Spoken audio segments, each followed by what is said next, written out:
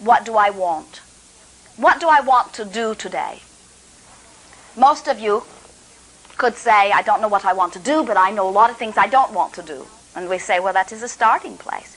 If you know what you don't want to do, then you can sometimes identify what you do want. But we say, rather than having that little battle with yourself, ask yourself what you're wanting to have, what sort of a day you're wanting to have. And most of you can begin to identify that pretty well, can you not? I want to have a day of fun. I want to have a day of insight. I want to have a day of growth. I want to have a day of health. I want to have a day that just feels good. Now you're into the feeling or the being part, which is really where we're wanting to encourage you to put all of your emphasis. When we say to you, the only thing that matters, and we really mean it when we say it, is that you or I feel good, how do you feel about that? Are you at the point that it makes sense, or are you still feeling guilty that maybe you shouldn't be feeling so good, as if you're using up the good stuff and leaving the others without it? Oh, I'm so selfish. All I care about is feeling good, which means if I want to feel good, then I might not be willing to please another. And we say, let's consider the alternative.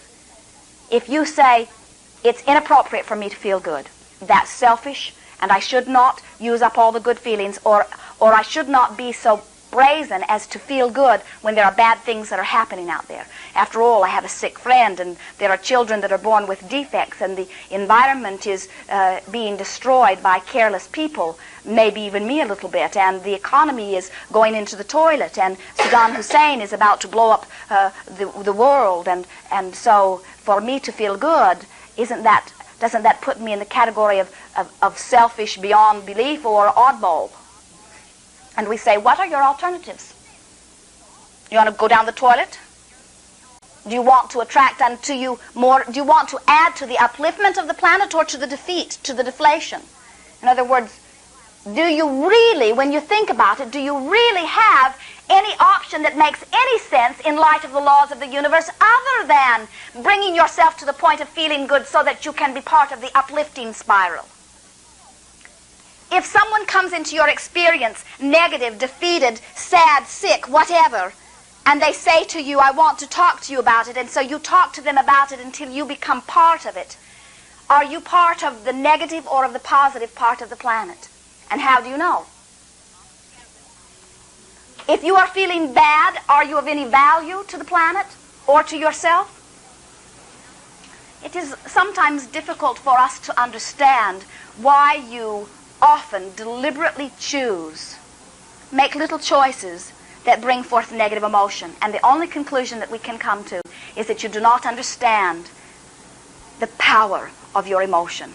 You do not understand your importance in the universe. You think you're such an insignificant cog in a very great wheel that the wheel looks important while you feel unimportant. And we say, this wheel is made up of you and others like you.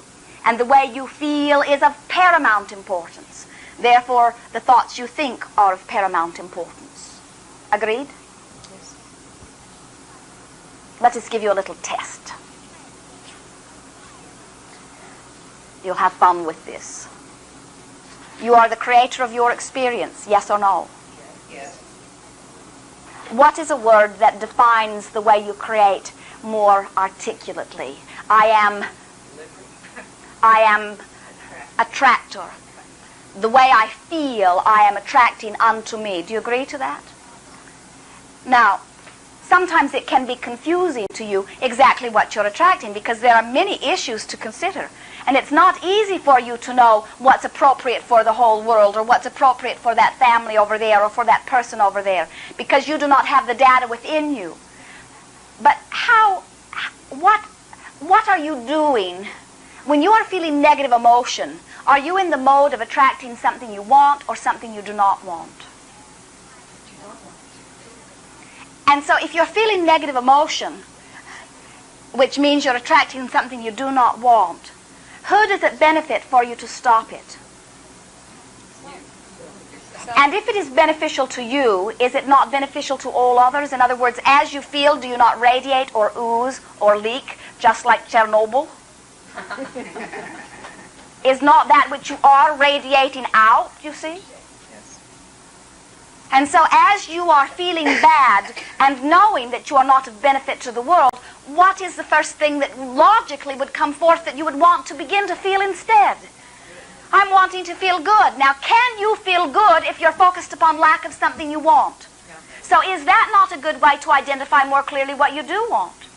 And is there not a greater benefit of after you identify it, have the benefit of feeling good? Now, regarding action, there are two motivations of action. Two, only two that we know of. Maybe you know of others, but we have only acknowledged two. One is the one that says, I must do this because if I don't, I'm going to get my tail stepped on. In other words, there is this negative repercussion if I do not act.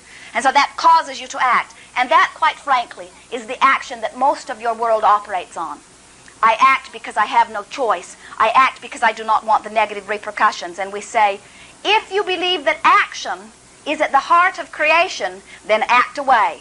But if you are understanding that that is just the very tip of the iceberg, that there is so much more to creating esoterically, in other words, if you are involving all of the universe in your creating, which you must do because you cannot separate yourselves, then your action is just an infinitesimal little part of it.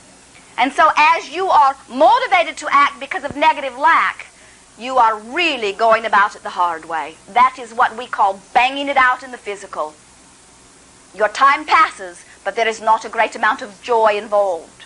The other motivation is being inspired from your positive wanting.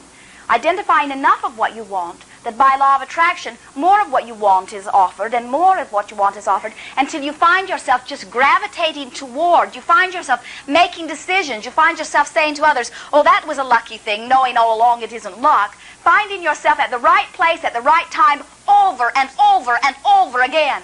If you were running the 100-yard dash, it is not a very long distance, but you are wanting to do it at top speed. You're going to run this dash. There is just one little thing we are adding to this picture. There is a door that must be physically opened at every yard. And so there are 100 doors, or at least 98 or so, that you must open before you can reach your destination. Now, as physically oriented beings, right away, you know this dash is going to be the slowest one that has ever been recorded because you can't just bolt and go. You've got to open doors, and if you're very polite, you will close them behind you also. And so as you're moving, you're wanting to keep everyone happy, are you not? And so as you're deciding to take this 100-mile dash, we say to you, if you are believing only in the action part of your physical world, then you will agree it's going to be a hard dash, and when you get to the end of it, you will probably complain about the unfairness or the stupidity of a 100-yard dash with 100 doors in between.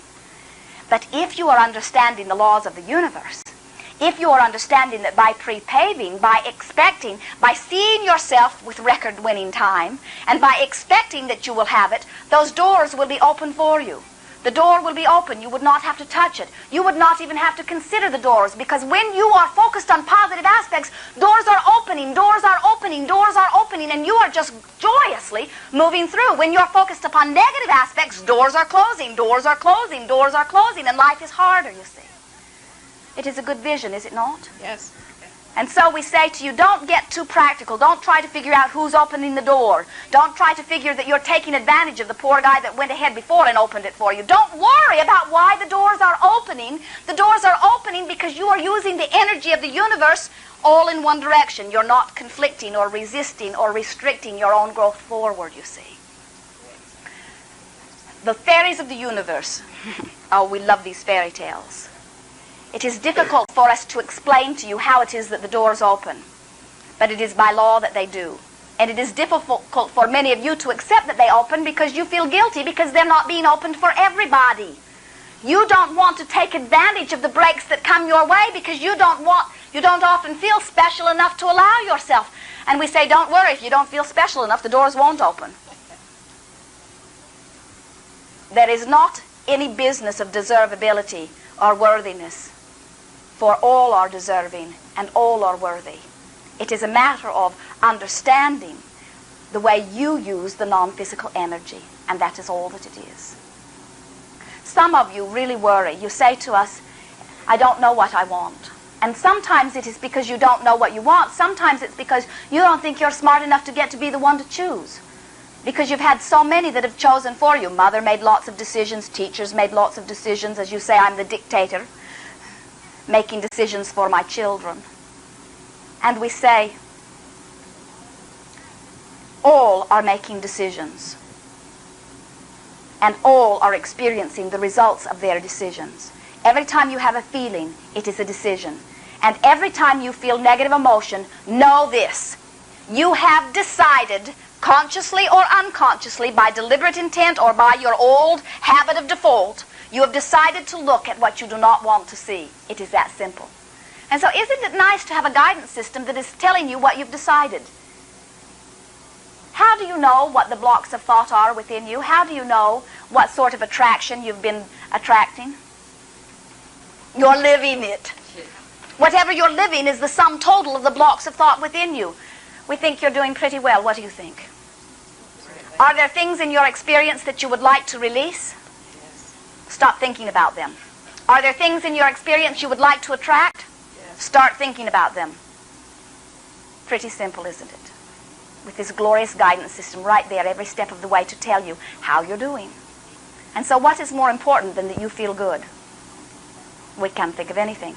Because that is your assessment of where you are and where you are going. And so our encouragement to you is twofold. Make more decisions in every day about what you want. And if you don't know what you want to do or have, at least make statements of what you're wanting to feel. I want to be free. I want to be growing. I want to be filled with joy. I want to be healthy. I want to be exuberant. I want to have fun. I want to be clear. I want to be strong. I want to be powerful. Make more of those sorts of statements and watch how intricately and clearly your guidance system will work with you. And then just pay attention to the way you feel, and you're right on the path, are you not?